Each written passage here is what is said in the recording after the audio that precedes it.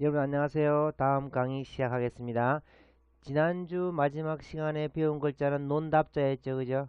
자, 여기 그림을 자세히 보면 땅 위에, 그죠? 땅은 흙토차니까요. 땅 위에 이렇게 뭐가 있습니까? 밭을 이렇게 만들었죠, 그죠? 땅 위에 밭이 있고요. 그 주위에 이렇게 마을이 있습니다. 마을이 생겼습니다. 집이 여러 채 있으면 마을이 되겠죠? 그래서 세월은 많이 흘러 힘돌이는 계속해서 땅을 일고 밭을 만들어 갔습니다. 농부가 만든 그 전답들을 보고 많은 사람들이 모여들었습니다. 자, 전답, 밭 전자 그죠? 이렇게 많은 전답들이 생겼으니까 이렇게 물 숫자 쓰고요. 그 다음에 이렇게 밭전자 쓰면 전답 이렇게 됩니다. 그러니까 논과 밭이 많이 생겼던 것입니다. 그러면 주위에 있는 사람들이 막 그곳으로 몰려들겠죠.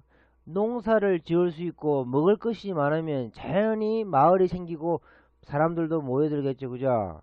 자, 그래서 마을리자는 흑토자와 밭전자를 합쳐서 쓴 것입니다. 다시 한번 써볼까요?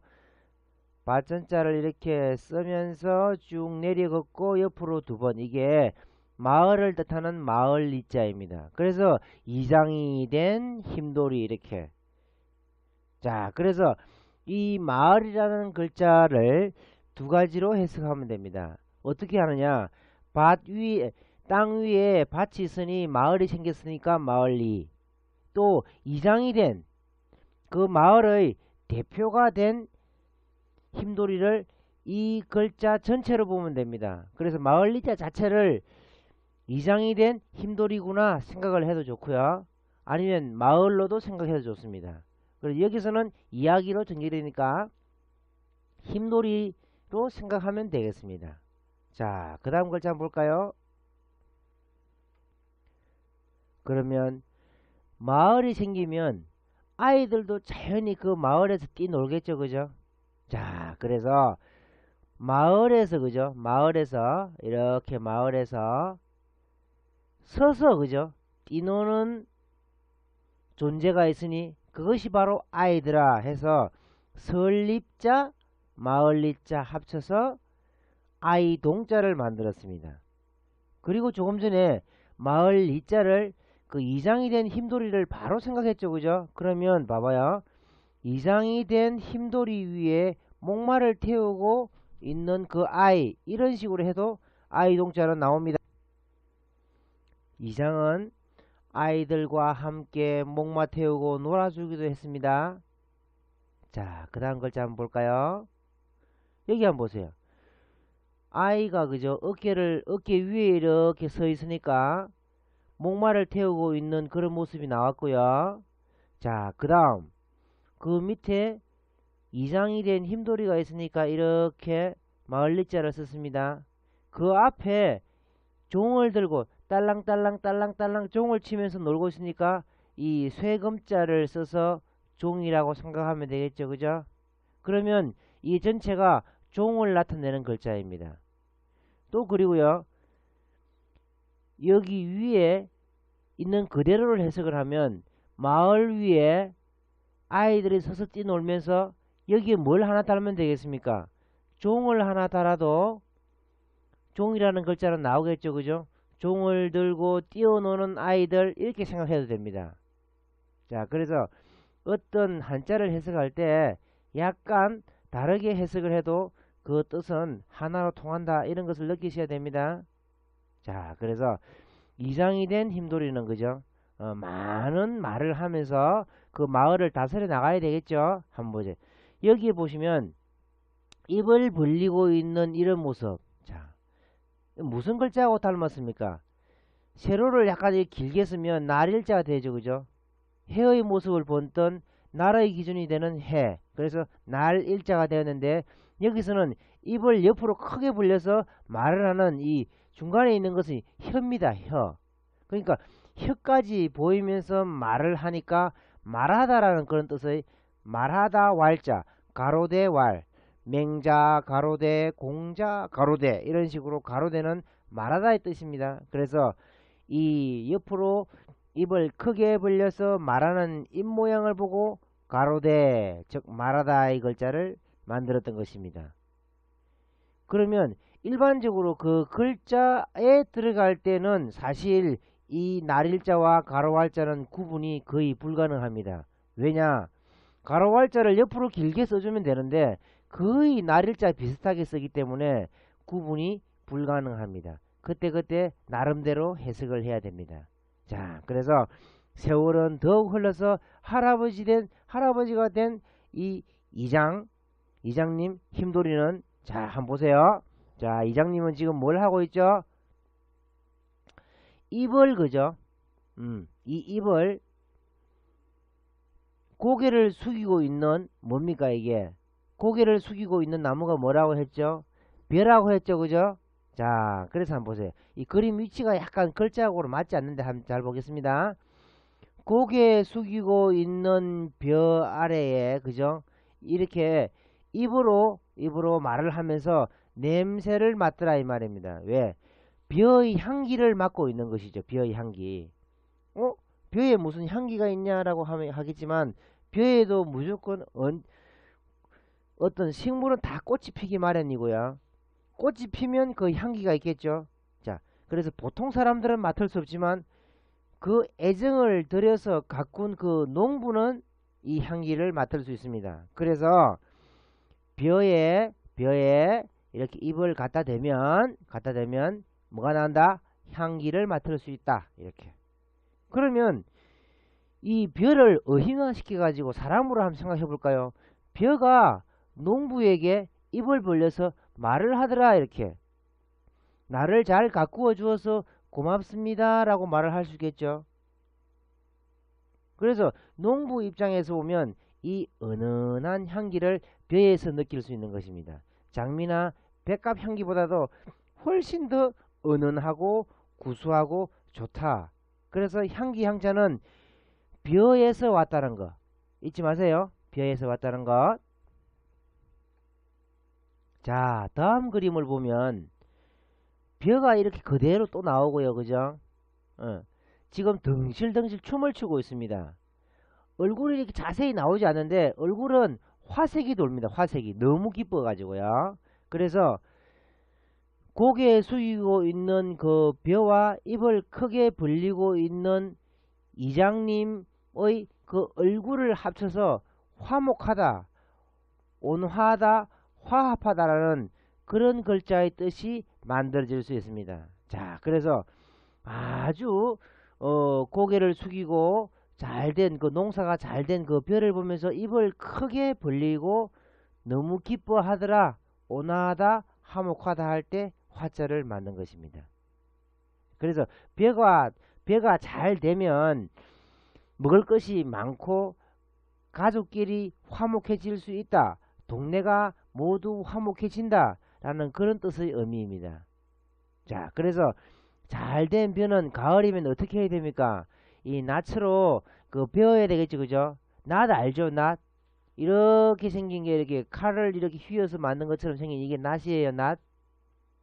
자, 그래 벼베기를 한다고 하는데, 그죠?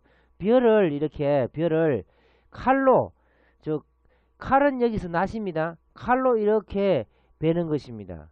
그래서 이 벼는 사람에게 많은 이로움을 주기 때문에, 이익을 주기 때문에, 이익이라는 글자에 또는 아주 이용을 우리가 확실하게 할 수 있는 그런 곡식이기 때문에 이용하다 또는 이익이다라는 글자에 고개 숙이고 있는 벼를 이 칼로 베드라 이런 뜻입니다. 그래서 이익을 많이 주기 때문에 이익이라는 글자에 이것이 들어갑니다. 자, 그다음 그럼 어떤 결과가 생길까요? 그러면 잘 베다가도, 그죠? 잘 베다가도 이 벼는, 그죠? 가을이면 누렇게 익고 바싹 마릅니다. 그러면 불에 타기가 쉬워요. 자, 그럼 한번 보세요. 어떤 다른 논에서는, 그죠? 벼를 잘 재배했는데 아직 추수가 끝나지 않은 그 논에서 어떤 일이 벌어졌느냐? 그만 그 아주 바싹 마른 벼에 불이 붙어서 그죠. 이 벼가 불이 나버린 거예요. 그러면 그 이 이장님 힘돌이의 그 이장님이 된 힘돌이는 마음이 어떻겠습니까? 수심이 가득하겠죠. 그래서 근심이 가득하다라는 글자. 잘 나옵니까? 자, 다시 한번 더. 벼에 불이 붙어서 그 이장님이 된 힘돌이의 그 마음이 너무너무 근심이 가득 차더라 이렇게. 그래 잘못해서 추수가 끝나지 않은 다른 그 논에 불이 붙었다 그렇게 생각하세요. 그러면 다르게 또 한번 해석해 볼까요? 그럼 이게 원래 고개 숙이고 있는 벼에 불화자를 붙이면 이 글자가 가을 추자죠, 그죠? 그러면 가을의 마음은 어떻게 되느냐? 수심이 가득할 수밖에 없어요. 근심이 가득할 수밖에 없어요. 왜? 곧 겨울이 오니까. 뭐 떨어지는 낙엽을 보면서 추억에 잠긴다 그게 아니라 옛날에는 추운 겨울이 오기 전에는 반드시 양식도 많아야 되는데 이렇게 양식이 불타버렸으니까 수심이 가득하다. 추운 겨울이 온다. 그러면 근심이다. 이렇게 해서 근심 숫자가 또 만들어지는 것입니다. 자, 그래서 그 불탄 논을 보면서 그 힘돌이가 된 이장님은 무엇을 생각하느냐? 포기할까요? 자기는 이장인데 많은 동네 사람들이 근심 걱정을 많이 하는데 자기 자신도 흔들려야 되겠습니까? 그렇지 않겠죠? 자, 다시 일어납니다. 그러면 자, 이건 뭡니까? 손이죠, 그죠? 이장님은 손입니다. 그 다음에 막대기가 이렇게 있고요. 지팡이겠죠? 그럼 자, 이장님이 지팡이를 땅으로 이렇게 짚고 땅으로 짚고요. 뭐라고 하느냐? 나는 그래도 땅은 남아있다. 땅이 있다. 땅은 아직 존재한다 이겁니다. 그래서 다시 일어날 수 있다라고 희망을 가지는 그런 글자입니다. 다시 한번 더. 이게 버두자 할 때, 그죠? 버두자 할 때 이것은 손이었습니다. 손이 그 지팡이를 땅으로 짚고 뭐다? 나는 아직 땅이 남아있다. 땅이 존재한다. 그래서 이설제자 배웠습니다.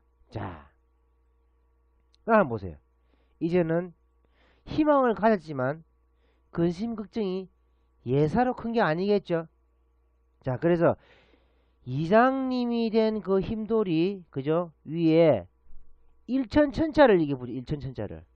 일천천자는 천이다 이렇게 하면 매우 무겁다라는 그런 의미니까 이장님은 매우 무거운 짐을 지고 있다 이런 뜻으로 해석해야 되고요. 자, 보세요.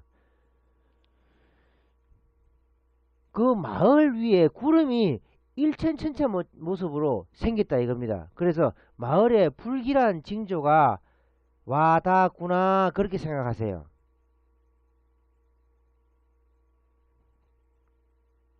그래서 마을 위에 일천천자를 쓰면 무겁다. 아주 무거운 무엇인가가 생겼구나 라는 그런 것. 그래서 중책을 맡은 그 이장님이 어떻게 해결하는지 한번 볼까요? 자, 두 분 다르게 해석한다는 거 잊지 마세요. 자, 여기 한번 다시 한번 더. 마을 이장님이 된 힘돌이 위에 일천천자 또는 마을 위에 일천천자 있다는 거 기억하시고 이것은 무겁다라는 뜻입니다. 그래서 무거운 중책을 진 그 이장님은 자, 그래서 이장님 위에 지금부터는 일천천자를 이렇게 붙여야 됩니다. 이렇게 한 번에 한번 써볼까요? 이렇게 쭉 내리긋고 옆으로 두 번 이렇게 무거울 중자를 이제 썼습니다. 왜? 이장님이 무거운 책임을 지고 있기 때문입니다. 그래서 그 이장님이 뭘 보고 있습니까? 고개를 숙인 이 별을 보고 있죠. 그죠? 이제 연구하는 거예요. 왜? 농사가 그죠? 불이 나가지고 어떤 벼가 불타 없어졌으니까 양식이 부족하니까 이 쌀알을 이 벼 이삭을 연구하는 거예요. 왜? 이 한 나무에 더 많은 열매를 맺기 위해서 계속 연구하고 또 연구하는 거예요. 그래서 그 씨를 연구하는데 잘 보세요. 씨를 연구하는데 좋은 벼만 골라서 이제 심어야 되겠죠. 자, 보세요. 벼를, 그죠? 벼를 이렇게 고를 때 더 무거운 것을 고른다라는 그런 뜻도 있습니다. 여러분들은 잘 보신 적이 없을 거예요. 지금은 잘 구경을 할 수가 없는데, 벼 이삭을 이렇게 심기 전에, 그죠? 이런 그릇에 벼 이삭을 이렇게 담고요. 그 다음에 이렇게 물을 부어요. 물을 부으면 쭉정이는, 빈 쭉정이는 떠버립니다. 이렇게. 물에 갈아 있는 거, 무겁고 단단한 것만 씨로 사용을 하거든요. 그래서 벼를, 그죠?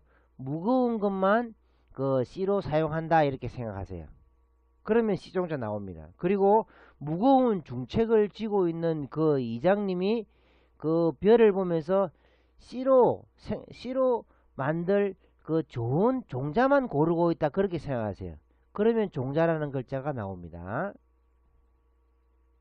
자, 그래서 이제는 열심히 힘센 사람들과 같이 일을 합니다. 힘센 젊은이들과, 그죠? 그래서 힘력자가 이렇게 쓰여져 있죠.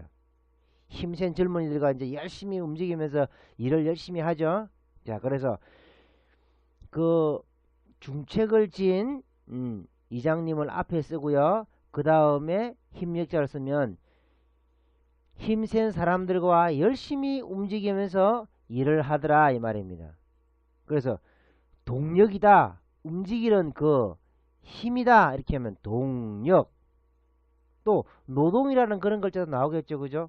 노동이라는 글자 맨 처음에 노자를 어떻게 배웠습니까? 이렇게 불이 나고요, 수건을 덮어가지고 그 힘돌이 모습이었죠, 그죠? 자, 여기서는 그 젊은이들의 모습이 바로 힘력자로 사용했습니다. 그래서 이장님은 많은 사람들의 그 의견도 모으고 또 젊은 사람들과 같이 열심히 일을 하면서 새로운 종자를 개발할 수 있는 그런 여건을 마련하기 위해서 열심히 회의도 했습니다. 자, 한번 볼까요? 가로 할자는, 그죠? 말하는 입모양이죠. 그 다음에 옆으로 이렇게 모으는 그 어떤 판을 하나 이렇게 그었습니다. 그 다음에 마을 이장님이 된 힘돌이 이렇게 썼습니다. 그래서 그 마을 이장님이 여러 의견들을 모아서 헤아리더라라는 그런 뜻도 있고요. 자, 그래서 마을에, 그죠? 마을의 많은 의견들을, 그죠? 하나로 이렇게 모으더라 이 말, 모으더라. 그래도 헤아릴 양자는 나옵니다. 이장님은 여러 사람들의 말을 조합해서 새로운 별을 만들 것을 이제 자꾸 연구하겠죠. 자, 이게 한번 보세요. 조금 달라졌습니다. 나무에, 그죠? 이렇게 쌀이 열리는 게 쌀밑자라 했죠, 그죠? 그래서 어떻게 하면 이 쌀을 많이 만들 수 있을까? 어떻게 하면 양식을 많이 만들 수 있을까? 고민하겠죠. 그래서 그 많은 사람들의 입을 모아서 의견을 들어서 그 이장님이 양식을 많이 생산할 그런 준비를 하니까 양식양자가 만들어집니다. 자, 다시 한번 더. 이 쌀을 보면서 양식을 생각하겠죠. 그 다음에 동네의 많은 사람들의 의견을 모으니까 가로 할자를 맨 위에 쓰고 그 다음에 마을리 자를 이렇게 쓰면 양식할 때 양자가 나오는 것입니다. 자, 여기 그림을 보면 이 그림은 무엇을 나타내느냐? 이것은 나무로 만들었습니다. 이게 나무로 만들었고요. 그 다음에 쌀을 담을 수 있는 그런 통이라고 생각하세요. 뭐 양동이라든지 일명 바켓이라고 하기도 하는데요. 그만한 크기의 나무통이라 생각하세요. 이게 말입니다. 말. 그래서 말통이라고 하기도 하는데요. 이 말은 그 짐승 홀스 말이 아니고요. 한 말, 두 말 할 때 세는 그 단위입니다. 열대라고 하기도 하는데요. 열대라는 것은 이렇게 나무로 만든 그 대박이 이렇게 있어요. 그죠? 이걸 10번을 부으면 이게 가득 차거든요. 그래서 열대입니다. 이게 열대. 이 말통에 많은 곡식들을 담아서 이렇게 다시 또 연구하고 또 다시 연구하고 또 벼를 이렇게 재배해서 쌀로 만들어서 다시 한번 여기 부어보고, 그래서 이 글자는 한 말, 두 말, 말통을 나타내는 그런 글자입니다. 자, 그래서 이것은 말통을 뜻하는 말 두자랑 잊지 마세요. 북두칠성 할 때도 이 두자를 사용합니다. 그래서 점을 두 개 이렇게 찍고요. 이거 쌀이겠죠, 그죠? 말통을 이렇게 그냥 이렇게 더하기 모양으로 쓰면 말두자가 되는 것입니다. 자, 다시 한번 써볼까요? 점 두 개는 쌀알, 그 다음에 담는 통 해서 말통 해서 말두자를 배웠습니다. 자, 여기서 그래서 벼를 그죠? 벼를 이렇게 가꾸어서 재배해서 쌀이 생기고요. 그 쌀을 이렇게 담아서 말통에 이렇게 담습니다. 통에 담습니다. 그러면 어떤 과목은 그러니까 종류죠, 그죠? 벼의 종류입니다. 벼도 종류가 있습니다. 주로 일반 벼인데요. 일반 벼인데요. 어떤 벼를 재배하는지 한번 잘 볼까요? 자, 과목별로 종류를 나열해서 이렇게 말통에 담으니 그 종류별로 담으니까 어떤 벼의 과목이 되겠죠. 뭐 우리가 공부할 때는 뭐 수학, 영어, 사회, 국어 이런 식으로 그 과목이 나눠지듯이 벼도 마찬가지입니다. 벼도 과목이 있거든요. 그래서 과목별로 이 말통에 담더라 이겁니다. 그래서 벼 화자에 말 두자를 쓰면 과목할 때 과자가 됩니다. 자, 한번 봅시다. 그 다음 글자. 자, 그래서 이제는 하나하나 이렇게 말통에 있는 그 쌀을 세고 있습니다. 왜 세고 있느냐? 어떤 벼는 몇 알이 났다, 어떤 벼는 얼마만큼 났다 이렇게 비교하는 거예요. 쌀을. 그래서 말두자를 이렇게 합치면 헤아릴 요자, 그 감요자가 되는 겁니다. 요금 또는 재료 할 때 이 요자를 씁니다. 자, 다시 한번 더.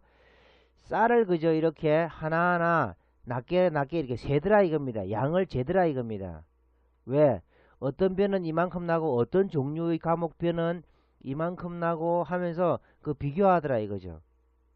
그래서 여러 수십 번을 연구하는데 한번 잘 볼까요? 이제 새로운 글자 나왔습니다. 벼에다가 그죠? 이제는 벼에다가 이 쌀미자를 한번 더 해볼까요? 더하기 한번 해볼까요?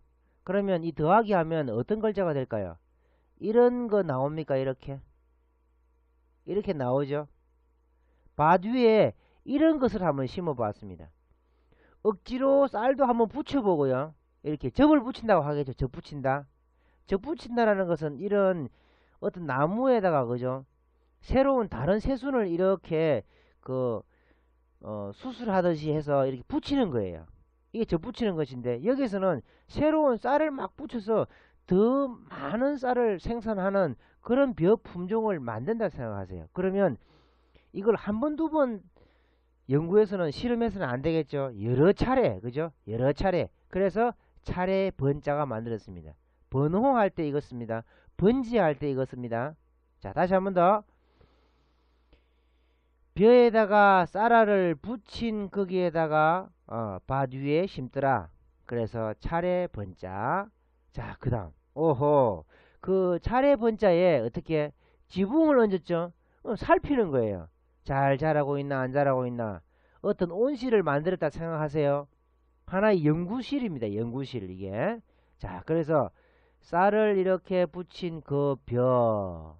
이렇게 하면 살필 심자 이렇게 심사하더라, 심판하더라 이런 글자가 나옵니다.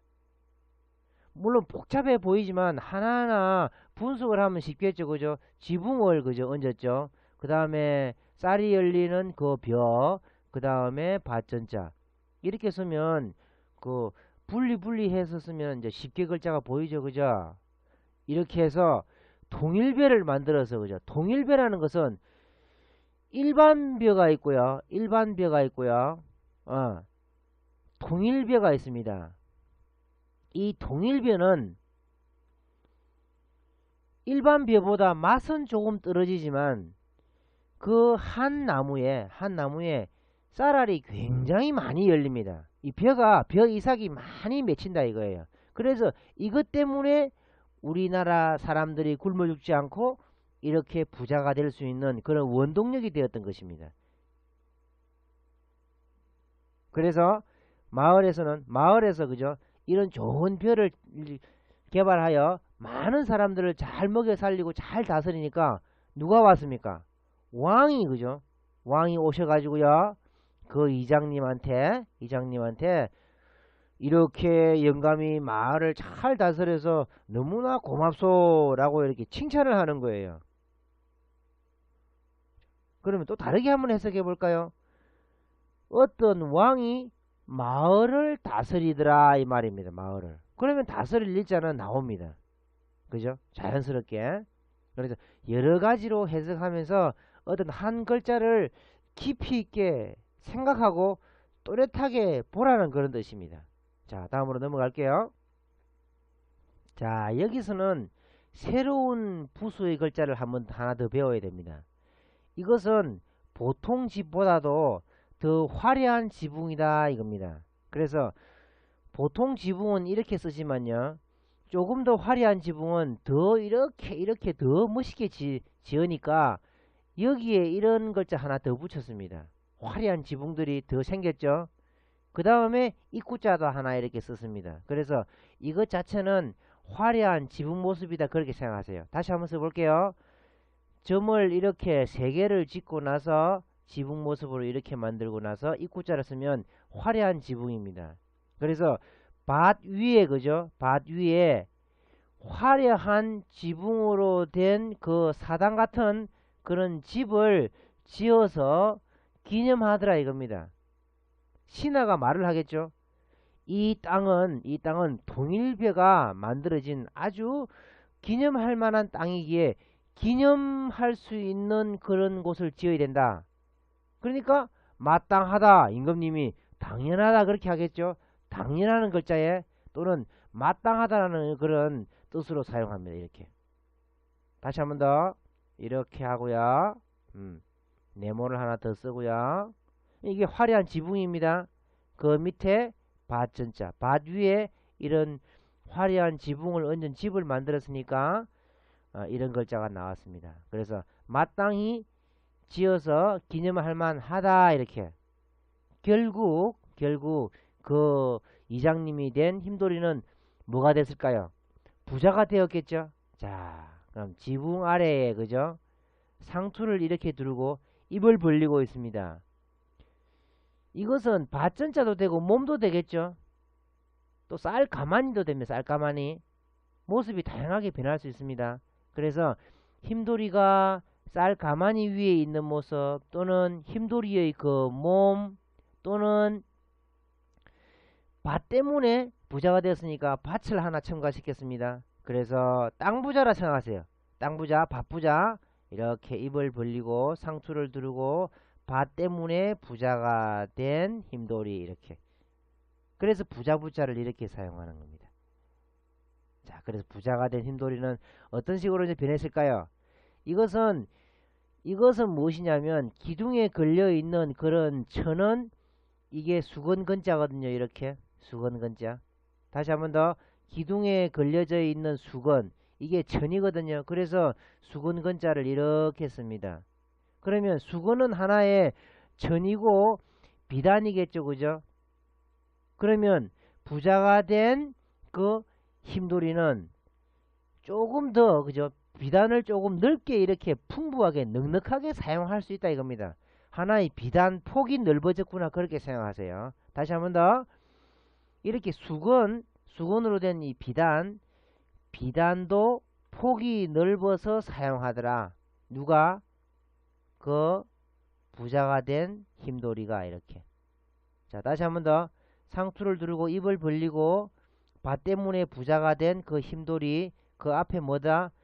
천의 그 폭이 넓더라 이 말입니다. 그래서 폭자가 되는 겁니다. 폭. 자, 그러면 부자가 된 힘돌이 그 비단의 그 폭도 아주 넓게 넉넉하게 사용하는 그 힘돌이가 어떤 현상이 생겼을까요? 한번 볼까요? 자, 이것은 누구냐? 힘돌이 아닙니다. 도둑이에요. 도둑. 강도예요. 강도. 한번 보세요. 많은 부자가 된 그 힘돌이 자 돈으로만 나타냈습니다. 힘돌이 앞에 뭐가 있습니까? 칼이 있죠. 새로운 문제가 생겼습니다. 새로운 문제. 어떤 새로운 두 번째 버금가는 그런 문제가 생겼다 이겁니다. 왜? 부자가 되니까 새로운 또 다른 걱정이 하나 생겼죠. 어떤 걱정? 이런 도둑의 칼에 그죠? 도둑의 칼을 조심해야 된다 이겁니다. 그래서 힘돌이가 된 부자가 된 힘돌이 앞에 칼을 들고 도둑도 나타날 수 있다. 강도가 나타날 수 있다. 이것은 부자가 된 부작용입니다. 부작용. 부작용.